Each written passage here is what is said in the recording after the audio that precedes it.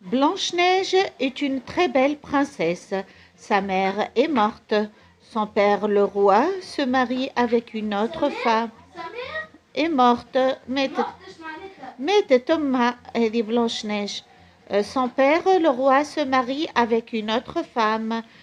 Chaque matin, la nouvelle reine prend son miroir magique et demande: Est-ce que je suis la plus belle femme de cette ville? Oui, répond le miroir, vous êtes la plus belle. Quelques jours plus tard, la reine prend son miroir et dit: Est-ce que je suis toujours la plus belle femme? Non, répond le miroir, vous n'êtes plus la plus belle. Blanche-Neige est plus belle que vous. Dans ce texte, deux phrases se terminent par un point d'interrogation. Ces phrases sont des questions. Exemple: est-ce que je suis la plus belle femme de cette ville?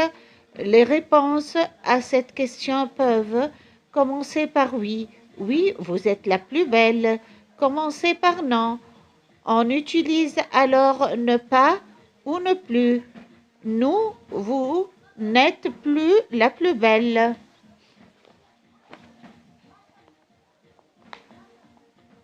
La reine est jalouse de Blanche-Neige. Elle veut la tuer. Elle se déguise en une marchande de pommes et part à la recherche de la belle jeune fille. Quand la reine trouve Blanche-Neige, elle lui offre une belle pomme rouge. La jeune fille mange la pomme et tombe par terre, évanouie. Les 7 nains courent au secours de leur amie. Beaucoup de noms féminins se terminent par E. Pour former le féminin d'un nom, on ajoute souvent E. Au nom masculin, exemple, un ami, une amie, un blessé, une blessée, un marchand, une marchande.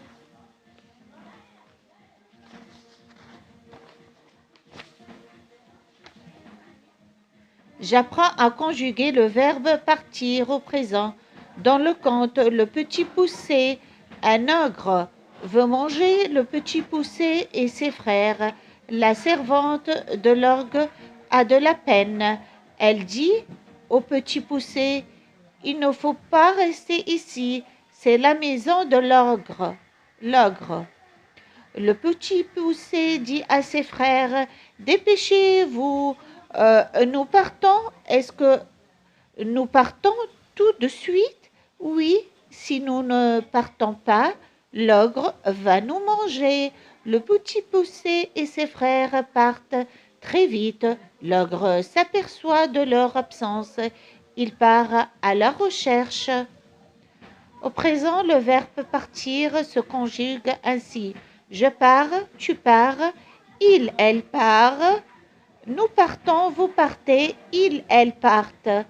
Le verbe sortir se conjugue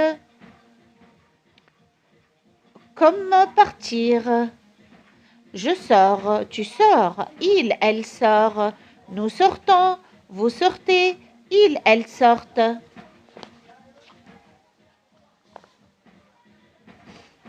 Pour raconter une histoire, j'écris le début, les aventures et la fin. Le début, je choisis un ou plusieurs personnages. Ces personnages peuvent être des humains ou des animaux. Je précise le lieu et le temps où se passent les événements. Les aventures, je raconte les événements que vont vivre ceux ou ces personnages. La fin, je termine l'histoire. La fin peut être heureuse ou malheureuse.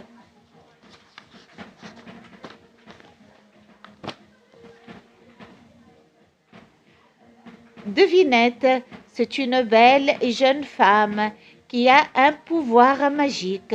C'est une vieille femme laide et méchante qui a des pouvoirs magiques. C'est une personne qui fait des choses surprenantes avec des gestes et des mots mystérieux. C'est un géant qui a un énorme appétit. Et que le géant, et qu'il y a la sorcière, et qu'il y a Blanche-Neige, et que le vieillard, je cherche le nom qui correspond au verbe. Il imprime l'imprimeur. Il relie. Il compte. Il décore le décorateur. Il dessine. Il illustre. Charade. Mon premier est le premier et la première lettre de mot école. On pousse mon deuxième quand on a peur. Mon troisième vient avant 21. Mon tour est une personne qui écrit des livres. Je trouve les titres de ces histoires d'animaux. Si je ne les connais pas, je demande à mes camarades. تمشي وتقصي يا عبد الرحمن وينك انت؟ تمشي وتقص الانترنت وتو تخدم ولا مقصوصة. زيد عاود ريق الواحد الفلاش ديسك الفلاش دخلوا خرجوا به. Conseil pour recopier les textes. On peut écrire les textes à la fin. On pourra alors jouer avec l'écriture en utilisant des crayons, des stylos, des feutres de différentes couleurs, etc. On peut aussi faire un dessin autour de la première lettre de chaque texte en s'inspirant du contenu du texte. On peut aussi taper les textes à la machine à écrire ou à l'ordinateur. On pourra alors utiliser du papier blanc ou du papier de couleur. Conseil pour utiliser les textes. On peut faire des dessins, des plans, des bandes dessinées, etc. On peut découper des images dans des revues, des magazines, des publicités. Conseil avant de relier le recueil. Il faut écrire les titres des textes dans le sommaire, classer les textes, écrire le nom de l'auteur ou des auteurs au bas de chaque texte, compter les feuilles et écrire le numéro des pages.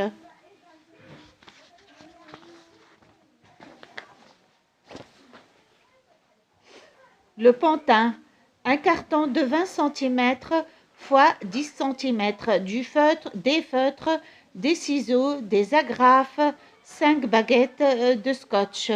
Ce qu'il faut faire sur le carton, dessine les différentes parties du pantin, puis découpe-les soigneusement, fait des trous dans chaque partie comme dans les images, assemble avec les agrafes les 3 pièces qui forment les jambes. Fait de même avec les bras. Attaque les membres au corps. Colle une baguette au pied du pantin pour le faire bouger. Colle les autres baguettes au bout des mains et derrière la tête. Maintenant, ton pantin est prêt. Imagine l'histoire qu'il va raconter.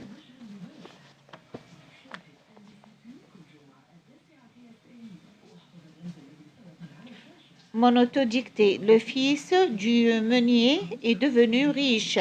Maintenant, il possède des terres et un magnifique château.